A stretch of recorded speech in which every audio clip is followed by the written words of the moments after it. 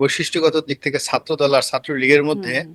কোনো ডিফারেন্স নাই। ফলে এখন থেকে সব ছাত্র দল ছাড়া ওখানে অন্য কোনো সংগঠন নাই।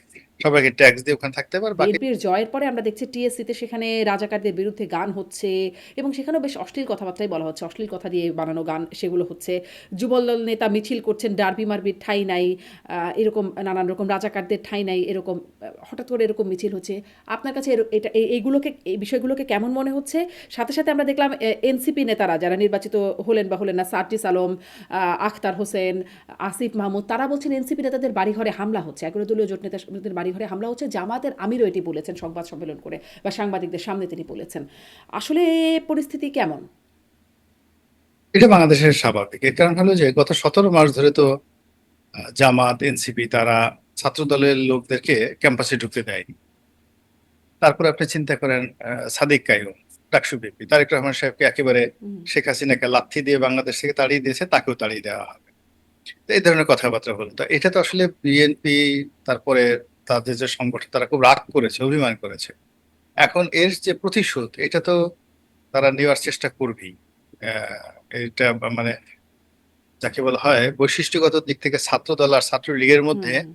কোনো ডিফারেন্স নাই। ফলে ঢাকা বিশ্ববিদ্যালয়, জাহাঙ্গীরনগর বিশ্ববিদ্যালয় গত 17 মাস ধরে তাদের যে দাপট গুলো ছিল, এটা আগামী থাকবে না। এটা এখন থেকে সব ছাত্র দল ছাড়া ওখানে অন্য কোনো সংগঠন নাই। সবাইকে ট্যাক্স দিয়ে ওখানে থাকতে পারে। বাকি যারা ওই সংগঠনে ভিপি, জিএস হয়েছে, এরা যদি ভয়ের সেটা ছাত্র দলে যোগদান করে, যে আপনি দেখেন যে কোথাকার যেন এক ভিপি, জগন্নাথের ভিপি বা সে বোধহয় ছাত্র দলে জয়েন করেছে। তো এরকম হুম। হয়তো সাদিক কাইয়ুমও যদি হঠাৎ করে ছাত্র দলে যোগদান করে, এটা কোনো অস্বাভাবিক কিছু না। এটাই আমাদের দেশের কালচার। মানে যা কিছু হচ্ছে আসলে প্রতিযোগিতাটা তো এইভাবে হয়নি।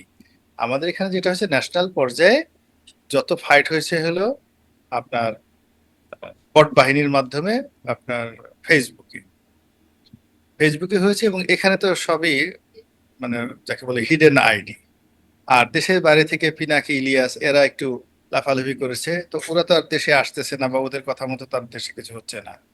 তো যার জন্য বিএনপির লোক যে ডলা দিবে, ডলা দেওয়ার মতো তো ক্যান্ডিডেট খুঁজে পাচ্ছে না। হুম। হ্যাঁ, তো যার জন্য কিন্তু যারা যারা আছে সেটা মনে মনে খুব রাগ, কিন্তু ফেস গুলো তো চিনতে পারছে না। এগুলো সব ইন্টারনেটে আজে বাজে কথাবার্তা বলেছে। আবার অন্যদিকে যেমন বুয়েটে ঢাকা বিশ্ববিদ্যালয়ে আহ, যারা যাকে বলে তারেক রহমান সাহেব গালাগালি করেছে, তাদের তাদের ব্যাপারে তো ছাড় দিবে না বিএনপি, কোনো অবস্থাতে ছাড় দিবে না।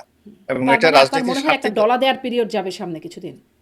অবশ্যই এটা দলাদের বিরুদ্ধে, বিকট এটা রাজনীতিতে আধিপত্য বা থাকে, আধিপত্য যদি বিস্তার হুম। করতে না পারে, তারা ক্ষমতা ধরে রাখতে পারবে না, এবং প্রশাসনও তাদের কথা শুনবে না। প্রশাসন দেখবে যে এদের আহ, মানে পাওয়ার আছে, তখন প্রশাসন তাদের কথা শুনবে।